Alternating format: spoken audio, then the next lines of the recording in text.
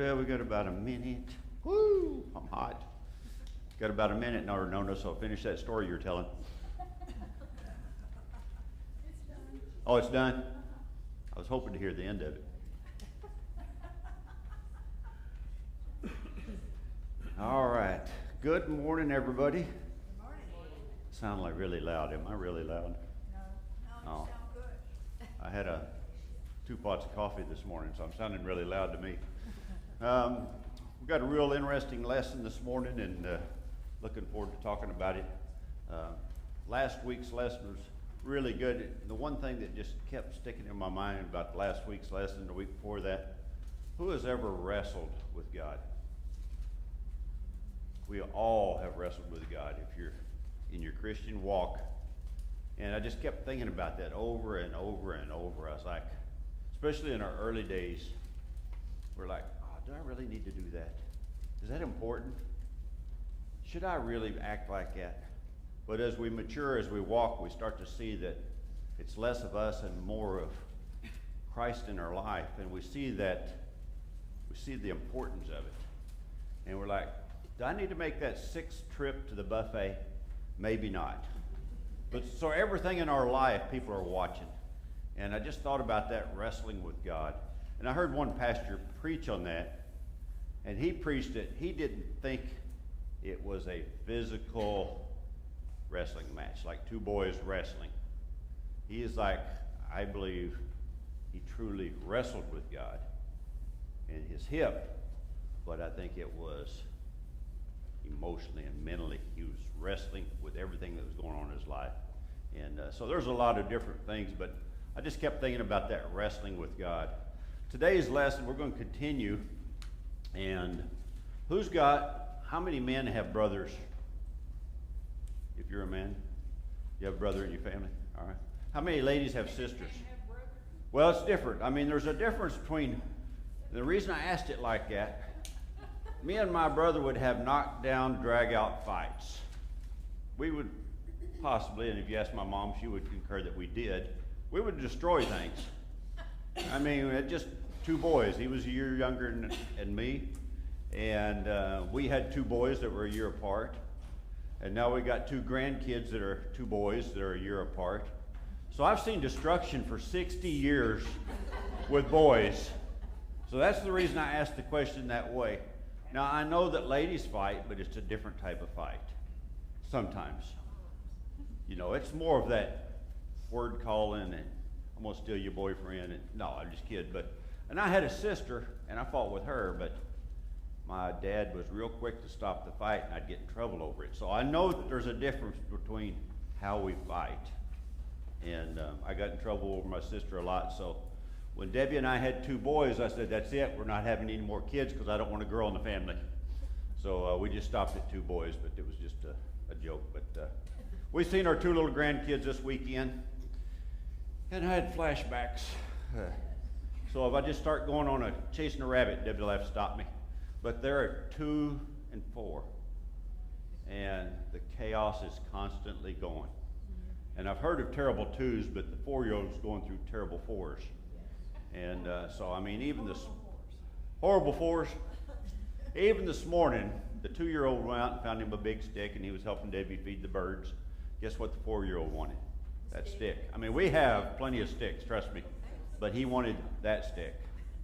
And then when he got the stick, you know what he wanted to do with it?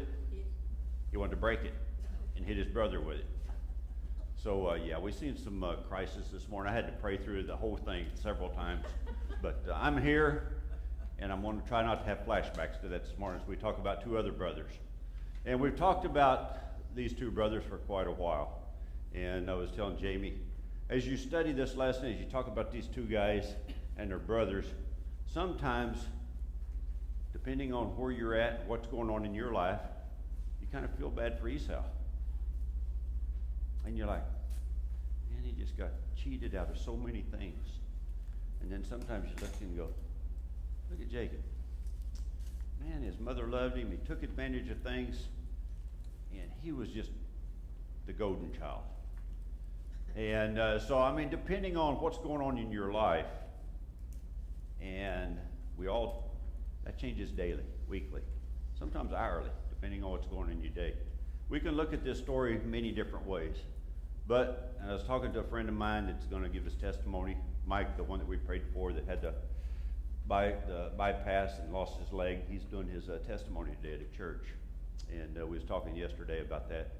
And he's like, man, every day is different for me. And I said, it's different for all of us every day, depending on who we cross and who crosses our paths. So as we get into this, we're in Genesis 33, and we're going to talk about the reunion. And we're going to talk about families. And families can be some of the hardest people to share the gospel with.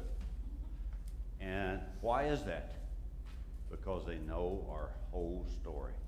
They know the good, the bad, and the ugly. They know when we were mean to them, and they remind us all the time. At least that's on Debbie's side of the family. It doesn't happen on mine. But they talk about everything in your life, and they remember the history. So sometimes it's easier to just come up to a complete stranger and go, I've only known you 2 days, but let me share the Lord with you. They don't know me from Adam. And it's easier sometimes to share the gospel with people we don't know. Because the devil gets in our mind, we're like, they're thinking about the time. I don't know why he's sharing the gospel. He just used to be the meanest person I ever knew in my life.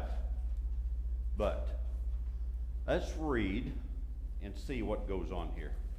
Now, Tom had, been the TV personality that he is. Tom had a video to show, but I told Johnny we're not going to show it because some of you may believe in extraterrestrial activity, so I don't want you sidekicked about UFOs. I want us to be focused on the two brothers here. So Debbie, if you'll read 1 through 4, Genesis 33, 1 through 4. And Jacob lifted up his eyes and looked, and behold, Esau was coming, and 400 men with him. So he divided the children among Leah and Rachel and the 2 female servants. And he put the servants with their children in front, then Leah with her children, and Rachel and Joseph last of all. He himself went on before them, bowing himself to the ground 7 times until he came near to his brother. But Esau ran to meet him and embraced him and fell on his neck and kissed him, and they wept. Now, I wanted to add the extra verse here. Tom just had 1 through 3 on the first part of this, but initially he was behind. He was sending everybody out ahead to take the blunt of what was going to come. How many years had it been since they had seen each other? 21, right in that area. So it's been 21 years since they've seen each other. What was the last thing he remembered about his brother? I'm going to kill you. I am going to kill you. Now, when someone, has anybody ever been threatened like that? I have. Don't forget that somebody tells you that they're going to kill you. I mean, you just assume in the heat of the moment, when they say that, there's no end to that date. I will one day get revenge, and I will kill you. So when he looked up and seen his brother and 400 men, what do you think he was thinking? Friend or foe? Here comes 400 men. So it says here, what did Jacob see as he limped past Peniel and looked up? He saw his brother and 400 men. Then the next question here, because I'm thinking he didn't see his brother bringing him flowers. And going, brother, I have missed you. I have missed you dearly. He didn't see that. I mean, he'd just been connived by his uncle for 2 wives and a bunch of cattle, and I mean, he'd gone through a lot with family. So I don't think he was thinking that here's my brother coming with the fattened calf. What was the order that Jacob placed his family to meet Esau? What was the order? Who did he put first? The slaves and their children, the maids and their children. Were they the least important to him? Were they expendable? Who was next? Leah and her children. And who was the golden? Joseph and Rachel. So he had a pecking order. He had decided who was expendable, and he put the animals out in front of all of them. So if his brother had decided that today is going to be the day, he would have gone through all the animals, the maids, their kids, first wife, her kids, second wife, her kids, and he was going to be sitting under a tent shaking and going, Hope he doesn't make it to me.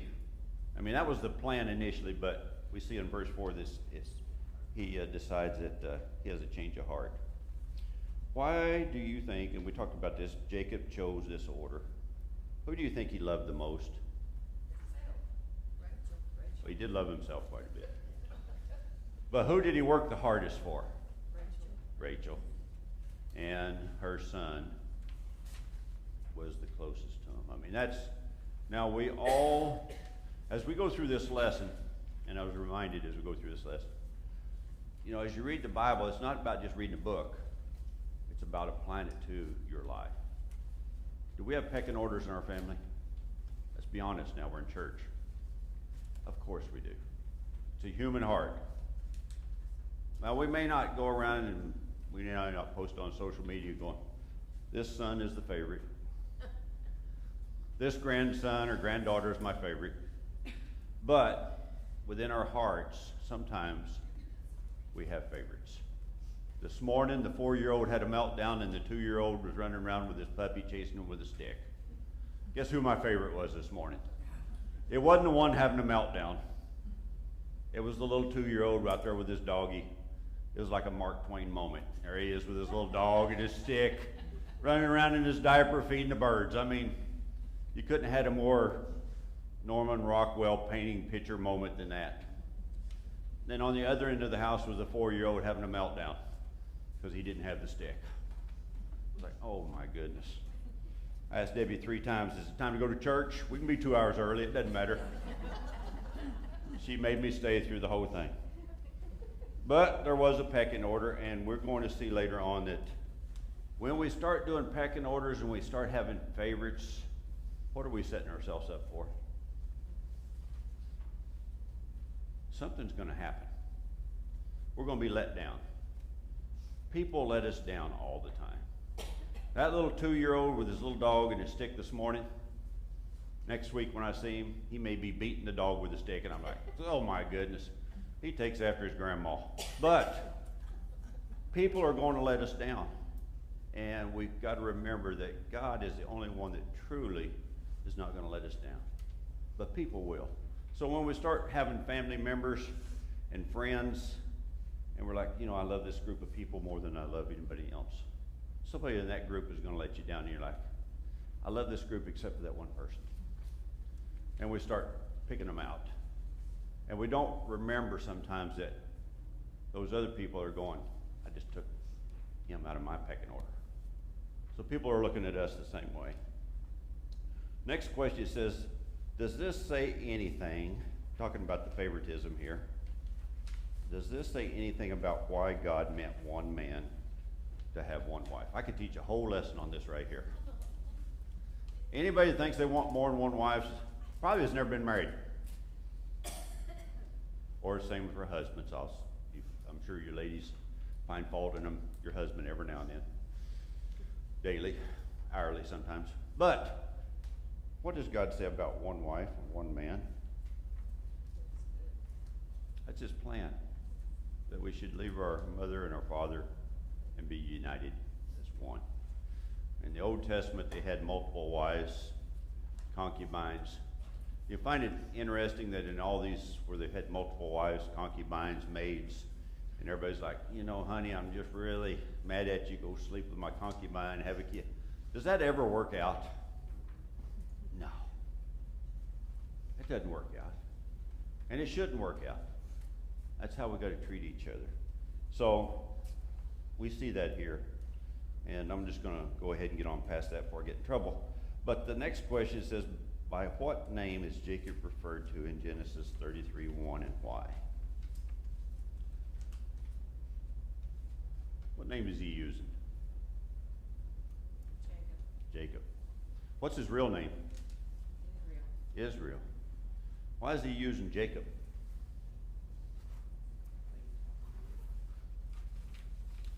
He's going back to his old worldly ways. He's going back to self. Now, I found it interesting when I read that question and the way Tom had phrased it. Would it be interesting if the day we get, the Lord comes into our hearts, and we become a Christian. Wouldn't it be interesting if that day the pastor gave you a new name? Lord laid on my hand, you're going to have a new name. He gives us a new name. We got a new life, right? What if we had a new name to remind us of who we are? You ever, now some of you, this may hit home. We lived in Texas. Crazy thing about Texas, if you're from the Houston area, everybody knew you by first and middle name. John Mark, Susie Ann. As soon as somebody introduced themselves in Texas, and they used that, I was like, you from the Houston area? How'd you know? That's how they identified with themselves. We lived in San Antonio, everybody used one name. Dallas used one name, but Houston in that area used two. And it was just kind of crazy, because everybody would retire from Dallas and Houston and move to the hill country there in San Antonio. So you knew who all the foreigners were because they had introduced themselves. They'd be 60 years old. My name is John Mark. Nice to meet you, John Mark. How long you lived here? Oh, 3 years. How'd you know I was new? You're still using two names. It was a habit that they couldn't break. How many people got called your first and your middle name by your mom or dad when you're in trouble? Why did they add that middle name? Because they wanted you to know they're serious. Mark Edward, get in here. I'm going to send my brother in. Mother's mad. She never did that, but because I was a golden child according to my brother. But that is how we get attention. So he was using Jacob because he was reverting back to his old worldly ways, his old self. He was comfortable with that. But he was a new Christian as we're talking about him here. So in Genesis 33:3, what do we see Jacob doing? He went ahead and bowed down to the ground 7 times as he approached his brother. He had this elaborate plan how he's going to get through this. He was going about this as Jacob, not as Israel. Because what did God tell him to do? Why was he going home? Who told him to go home? God told him to return home. So he's returning home, and on the way, have you ever gone to a place or gone home and you start thinking about, what's this trip going to be like? You know, some trips are fun. Every November I go back and we deer hunt and fish for 10 days. I don't think about anything negative for those 10 days. It's just fishing and telling stories and hunting with my mom and dad, and it's just a great 10 days. But other times you go back when somebody's passed or somebody's sick, and you're like, the whole way there, you're like, it's just going to be a longer visit, and you know it. So he had thought of this elaborate plan, and so he was trying to think, how am I going to make it through here? What changed, allowing Jacob to lead and to have the courage to step up and be the first to meet Esau? What changed? The wrestling match. You think he had that wrestling match with God a few days before this for a reason? You think that got his attention? He got to thinking about what was going on. And up to this point, he'd been pretty successful on his own. He'd worked, got a wife, worked, got a wife. His livestock grew. He'd been very successful from a worldly standpoint, so he was thinking, I've got this. I can take care of this on my own. But God had wrestled with him, and what else did he do to him during that wrestling match? What about his health? Messed up his hip. Worked on his hip. So he had a reminder. God was working in him. So after Jacob took the lead, we just heard somebody say he bowed 7 times, showed courtesy. So we're seeing Jacob starting to grow. We're seeing that there's bits of worldliness and there's bits of Christ in him. Do we have those same things in us? Every day. Most of us every day fight between the worldly self and our Christian self. You know, we start out, we're doing pretty good. We flip on the news and just the world goes apart. Most of us would do much better in life if we got rid of our TVs.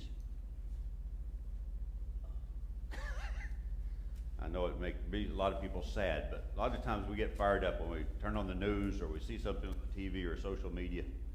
We would do better if we just interacted with people versus having people tell us how we're going to act. So he bowed 7 times. Debbie, if you'll read 33, 4 through 11. 4 through 11. Mm-hmm. But Esau ran to meet him and embraced him and fell on his neck and kissed him, and they wept. And when Esau lifted up his eyes and saw the women and children, he said, "Who are these with you?" Jacob said, "The children whom God has graciously given your servant." Then the servants drew near, they and their children, and bowed down. Leah likewise and her children drew near and bowed down. And last Joseph and Rachel drew near, and they bowed down. Esau said, "What do you mean by all this company that I met?" Jacob answered, "To find favor in the sight of my Lord." But Esau said, "I have enough, my brother. Keep what you have for yourself." Jacob said, "No, please. If I have found favor in your sight, then accept my present from my hand. For I have seen your face, which is like seeing the face of God, and you have accepted me. Please accept my blessing that is brought to you, because God has dealt graciously with me, and because I have enough." Thus he urged him, and he took it. So we see him coming, and here we see what was his brother's reaction when he seen him? Embraced him. He was excited. He was excited. He embraced him. He hugged him. Kissed him. They wept. Have you ever seen somebody that you've not seen for a long time, and you were at that point? You're excited to see them. You just couldn't wait to get there and give them a hug. You just missed them so dearly. So we're seeing that from his brother. And what was his brother expecting? What was Jacob expecting? To be rejected. He was expecting a beat down and possibly losing his life. But here his brother was. He loved him. And I was telling Jamie, you know, when you get to this part of the story, you got to look at both brothers and go, all right, who's the bigger brother in the bunch here? Who's the better person at this point? At this snapshot in life, looking at 2 people, which one of them would you point out as the Christian? Esau. As the loving brother, Esau. As the one that truly cared the most, Esau. But, you know the one thing that the Lord knows that we don't? He knows our hearts. And we can, as people, we can put on a good front sometimes. You ever hug somebody and you didn't really want to hug them? Let's be honest, we're in church. You're like, "Oh, I missed you," and that was just a lie. But you give them a hug. You're like, "I really didn't miss this person, but I got to act, you know." We've all done it.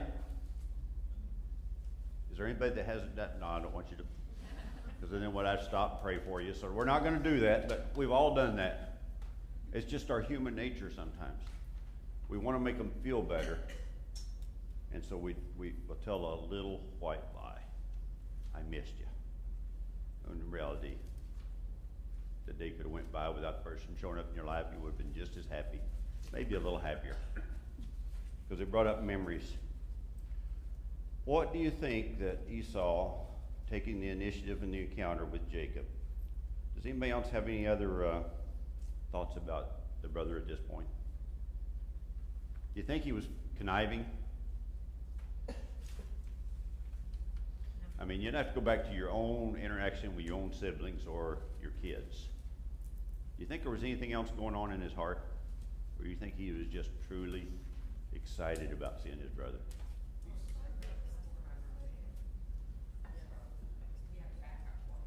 Yeah. And Nancy said, you know, he showed up with 400 men. So that does bring into the picture a little bit of, why did he bring 400 men? In case he needed backup. Case he didn't know what his brother was bringing. So there's a little bit there that says, just in case he's coming to harm me, I'm gonna be prepared. Do we do that when we see people sometimes? We prepare ourselves? Or somebody says something, an old memory, and go, you remember when you were a jerk and you got that one-liner that you can reply back? You were a much bigger jerk than I was. But we pull back and we go, yes, I do. And I hope you forgive me.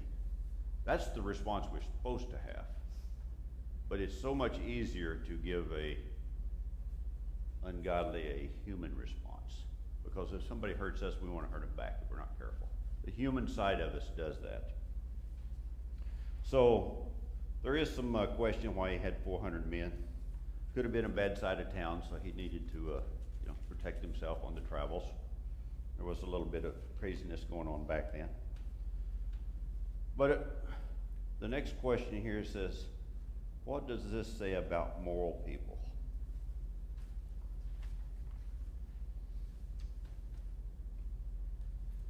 Do you know any moral people that are lost and going to hell? Yes. I mean, that's kind of a blunt way of putting it, but our morality, our morals will not get us into heaven. We can be the best person on earth, and if we don't know Christ as our Savior, where are we going? And our morals will only take us so far. Our upbringing and our morals, they have a breaking point. Our Christian life and our Christian walk, we mature. We get better as we age, what we're supposed to. So that gesture that I said, somebody smarts off and accuses you of something, our old self, even if we have good morals sometimes, we're going to snap back with a worldly response. But as Christians, as we walk with Christ, sometimes we're like, I understand that. I was just gonna say, it's amazing how many people think because they're good and that they do good things. Like I had an encounter with a girl who graduated last week at high school. I won't give her name, but we were talking and she said, she said she would like to believe in God. She doesn't know, but I asked her, I said, well, Kayla, sorry I didn't give her name, but I didn't give her last name. I said, if you were to die, where would you go? She says, well, I don't know. She says, I'm a good person. I make good choices and I do good things. I said, but Kayla, I said it again. Karen. But anyways, so, it's hard to try to explain to people that that's not going to get you there. But they've been raised that way. And, praise God, we've been raised to believe differently. But it's not always the case. Right. It's a sad thing. It is sad, but it's so important that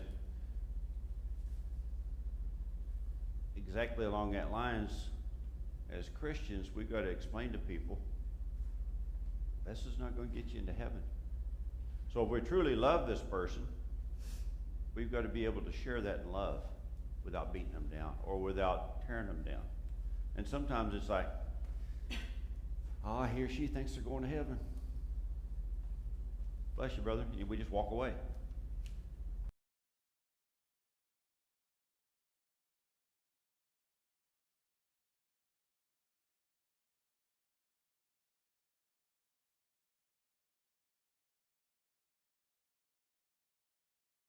Can you do that? Stan, you're looking at me like you don't agree. I thought he was getting ready to say something bad to me. I was going to tear into him. No. We can't walk both worlds. We have to be one or the other. If we're going to claim to be a Christian, that's the world we're in. So we have to be very careful. And that's what we see in this story here. Esau wasn't repenting that we know of.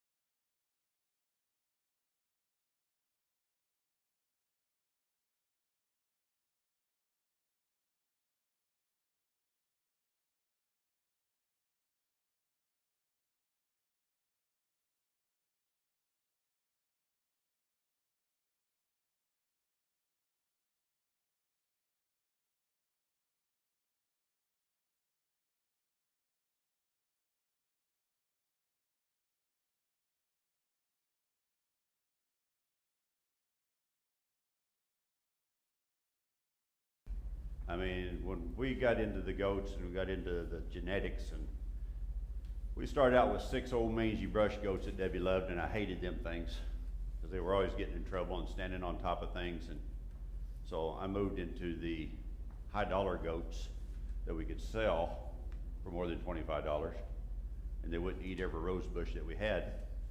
And before I knew it, we went from 10 to 250. So I can kind of relate with this. We had 250. And you know what happens when you have 250 animals? You have no life.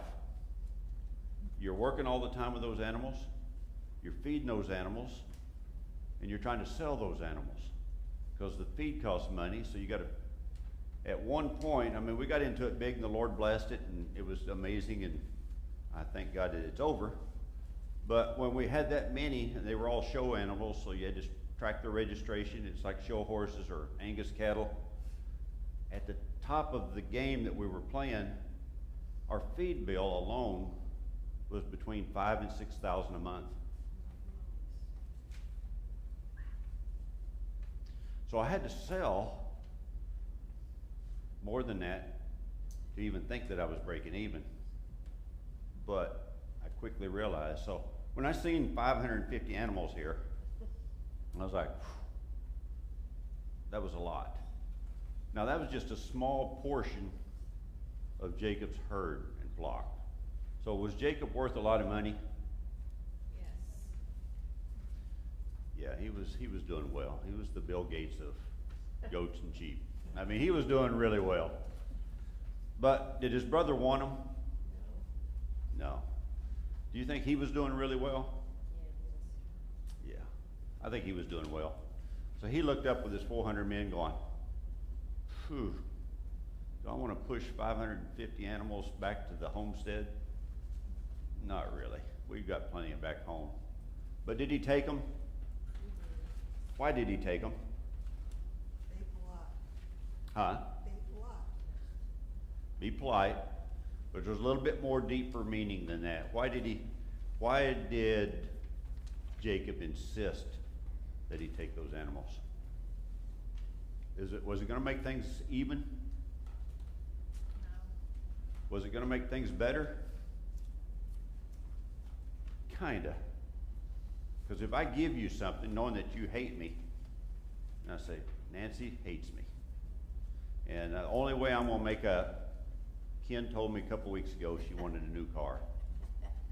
So I drove down to Canesville and hooked the trailer to my truck, and I delivered Nancy the car that she'd been wanting. Is she going to like me for a little bit? She's probably going to let that small thing that she had against me, she's probably going to let that go for a little bit, because I am trying to show I am sorry for what I did to make her mad at me. And I brought her this car. And that's what we're seeing here. He's trying to make amends for what went on. His brother's last words to him is, I'm going to kill you. And he's trying to make amends. He's trying to buy him off, is another way you could put it. And we see that. In Celebrate Recovery, this is a huge, huge part of what we teach, Celebrate Recovery. Because, and it applies to us here at the church, it's not just there. In our worldly fashion, do we hurt people? Every day. If we're in a worldly mode, if you get up on the wrong side of bed and you go to Lebanon, before lunch you've hurt somebody. You've said something to somebody, you honked at somebody, you cut somebody off, you went through Chick-fil-A and you told them that your order was wrong, and if you can't get it right, find a new job. You've had a bad day and you've passed that on to others. And for most of us, at the end of the day, we don't sit down and go, you know what? I was not the Christian I needed to be at Chick-fil-A. I shouldn't have yelled at the guy at the Firestone dealership for charging me too much for them tires. We can go down the list every day and go, I need to work on this. Me. It was me. We owe them people amends. What does it say in the Bible about offers if you're going to take your gift to the altar? What does it say? First, go back and make it right. Make it amends. So if I've hurt somebody, I've made you mad last Sunday. Before I can come up here and pray and expect God to hear my prayers and to answer my prayers, I need to come to her and say, I'm sorry for the way I acted. Will you forgive me? Now, I have no ability to make her forgive me. She may be like, I will never forgive you for the rest of my life. What you said was the meanest thing I've ever had a person to tell me. You're from Missouri, and I hate people from Missouri. I will never forgive you. I just have to walk away knowing that I did my part to ask for forgiveness. I cannot control her forgiveness to me. But I've done my part. So in the Lord's eyes, if I'm doing it truly asking for repentance and truly trying to make amends, I've done all I can do. And the Lord understands that. And He's going to listen to my prayers. And He's going to bless me. But if I don't go to her and I don't apologize, and I'm like every Sunday I see her and we get wider and wider apart, and 2 months from now I'm sitting over here and she's way over there because she doesn't even want to be close to me, there's no need for me to go up front and to pray. I can't get along with a sister in church. Why would God answer my prayers? So we got to remember that, and that's what part of this story is. He's trying to settle his account. He's trying to make amends because he wants God's blessing. He wants to be Israel. He wants to live up to that name.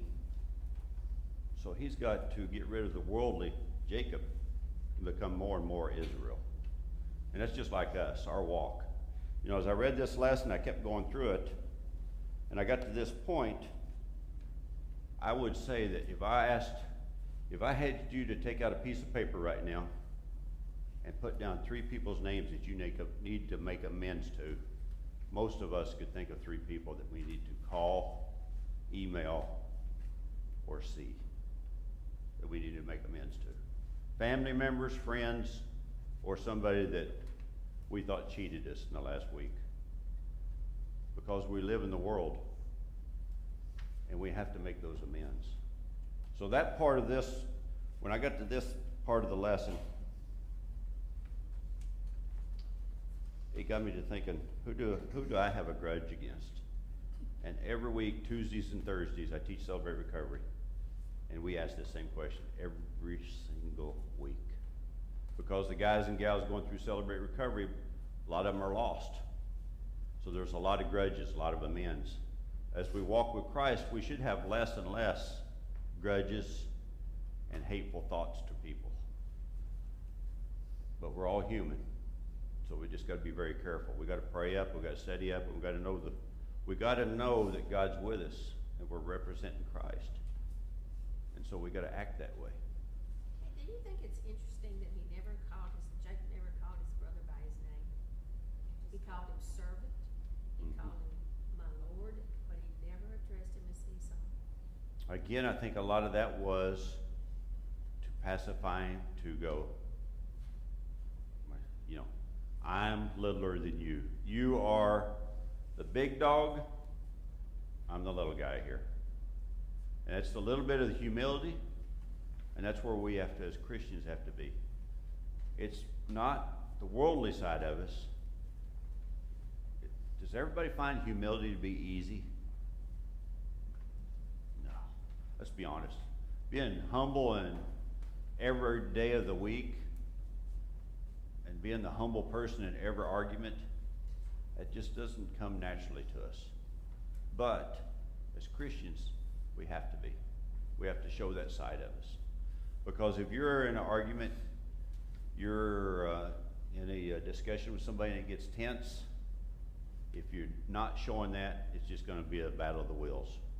I have found if you've not completely got off social media because you just got tired of the ugliness on there, I have found it's a great missionary field. And I would encourage you, if you're not part of it, to get back on it for that reason. I have found that if somebody smarts off, and I think they got robots that smart off just on purpose. A lot of them are not even humans. It's just smart remarks all the time. You could say, that's the most beautiful sunset. What are you, an idiot? Sun's not setting, we are. Okay. But I have found that if you take the high road and you pretend that response is coming from a real human, they're lost, and you respond in that manner going, I will pray for you. You know how many people respond back? Very few. Or they say thank you. Or they'll come back and delete the whole conversation. It's interesting to watch. So I turned it into my mission field. I've decided that I am going to try and use that as a mission field. So instead of smarting back, do you know the Lord?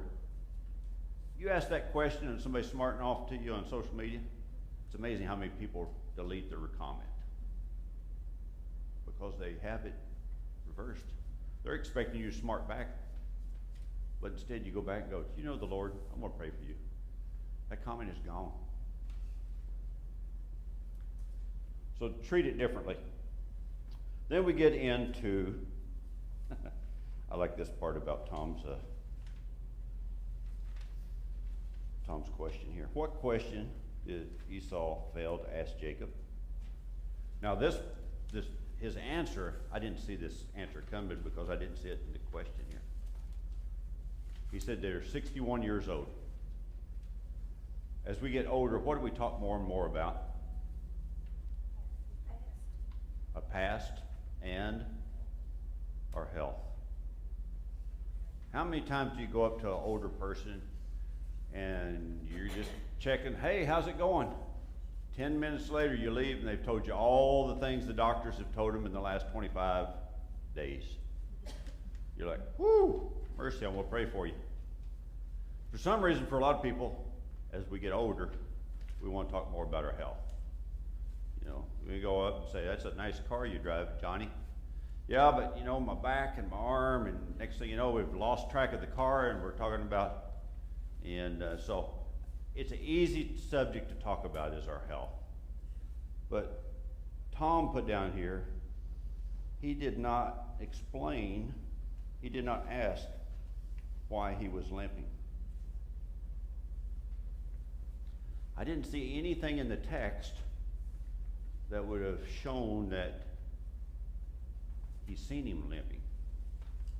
He ran up, he grabbed him by the neck, hugged on him, wept, kissed him. Now some people would say the next question here, they fell to the ground. Have you ever hugged somebody so much that you fell to the ground with them? You were on. When I seen that he was on his neck, I thought hugging on his neck like this. How old do you think they were at this time? 61, according to Tom. Is that what you said? Okay, 60. Well, maybe that's why thought he was 61 and 2 months and 3 days. I mean, Tom knows it down to. Tom's got a DNA program he checked into. No, he just said 61. But Tom assumed, and I'm not going to say Tom didn't know, Tom assumed he fell to the ground when they were hugging. I didn't see that much of it into the text. I mean, when I see somebody, you're on their neck, you're hugging. I've never hugged somebody to the ground. Has anybody else?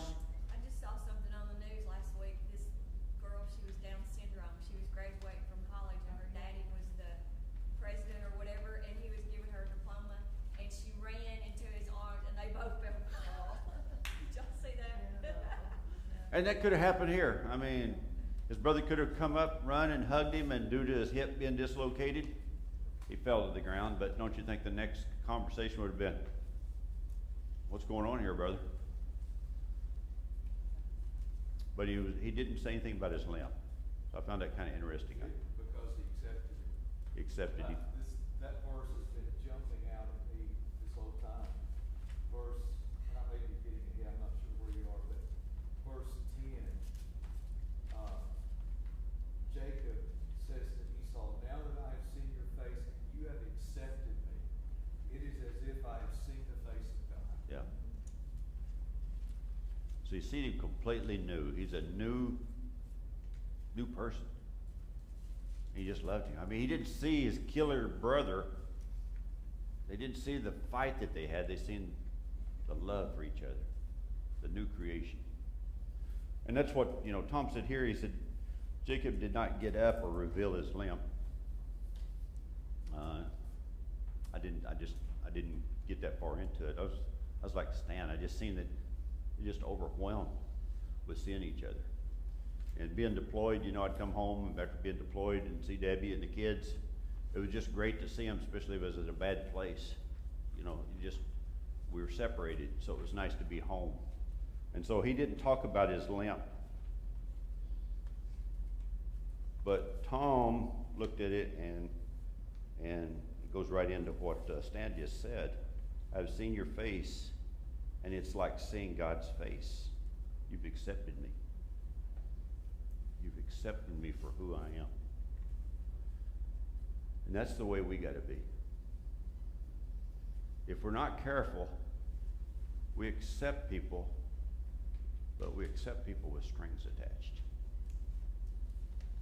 I like Ken if he's quiet. Or I like this person if they don't come over too much. Or I really like my family members when they live a state apart and I don't have to see them face to face.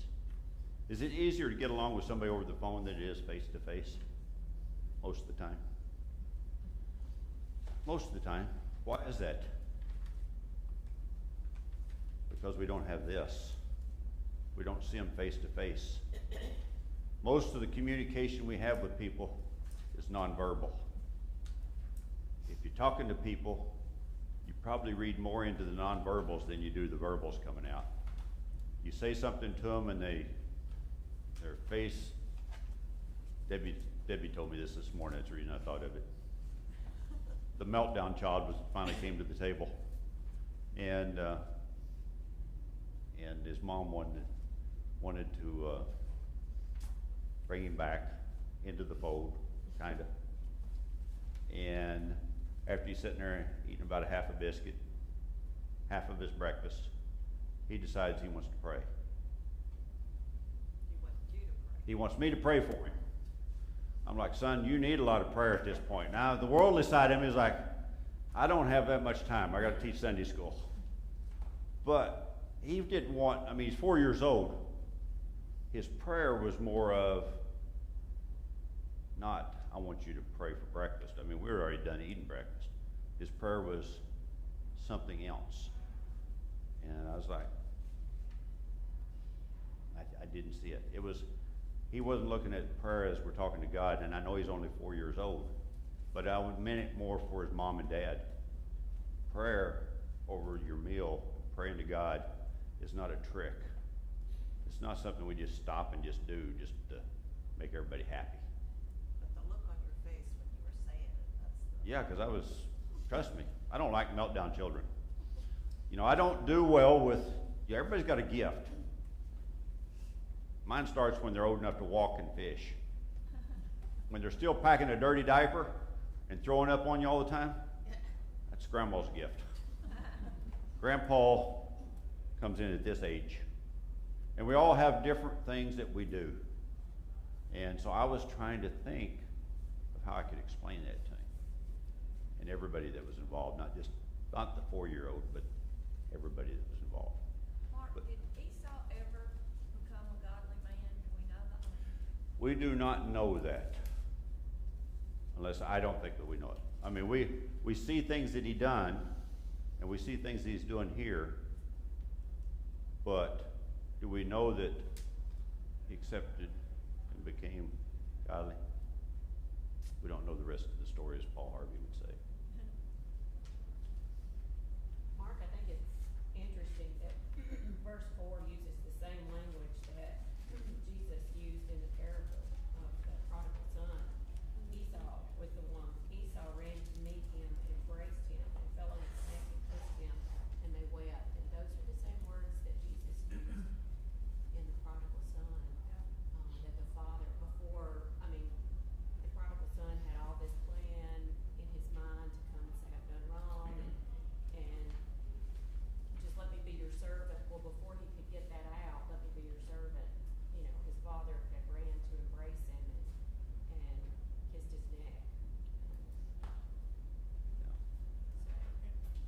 Esau and had spent all this time with Isaac. He was Isaac's favorite. Isaac knew the Lord. So I think when you get to this verse where he talks about, I see the face of God, I think Esau was also a different man. But that's conjecture. Right. There's nothing in Scripture that really supports that. oh, there is no doubt that Esau hadn't grown. And I think that's where Tom was trying to make the point, you know, morally, he was a new person. You know, he couldn't have continued to be the hateful, mean person and acquired all of his wealth and 400 men. I mean, unless he was a dictator. But I mean, you don't get 400, 500, 600 men to follow you unless you are somebody that is respected. I mean, just think of the people you've worked for in the military. For me, your leaders, there were leaders that were put in the job, and then there were leaders who got the job because of who they were. Some people I was easily followed, some people I would follow to the very end because I respected them. I knew that they had my back and they cared for me. So I think morally, Esau was a pillar of the community. He had large herds, he had done well, but I can't say where his heart was at. But that's with all of us. And this lesson for me, and I knew we wouldn't get through it, I seen how many pages of questions there were. I was like, ooh, I got the long one on this deal. But we will stop here. But the thing to remember up to this point, and then we'll finish next week when Tom's back, who do you need to make amends to? Who have you acted out against? Who have you got a grudge against still? And I'm amazed at how many people have grudges from high school still that are my age. Is this the last we hear of Esau, pretty much, isn't it? Yeah, we don't hear too awful much more. We hear a little bit. I was gonna say, it's interesting that Esau matured and changed. Yeah, I mean, we see that, you know, and Jamie and I was talking about this before Sundays. You know, it's so easy to go to one side of this story and go, here's the better man. But we see, just like most stories in the Bible, guess who the Lord uses? He doesn't use the most popular person. He uses the other. And I wanted to read this and I'll close. This is out of John Maxwell. And he was talking about Jacob here in the end of 32. And he said, Jacob was alone with God. Jacob was hungry for God. Jacob was broken by God. And Jacob was honest with God. And he said, all leaders like Jacob must wrestle with God in order to receive his blessing. God blessed Jacob because of those things. God will not use us until we wrestle with God and we come to the point to know that God's will is more important than Mark's will. As soon as we humble ourselves and we realize that it's all about God's will, not our will, that's when God will start using us. Not only in the church, but in the community. If we keep thinking that we're the most important thing people are going to meet, God's not going to use us. When people realize that we're sharing the gospel, God's will is most important.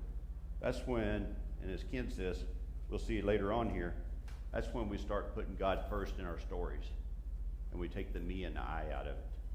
So it's not like, I did this. God did this through me. All right, I'm a minute over. I'll be fired, so I better stop. Thank you, guys.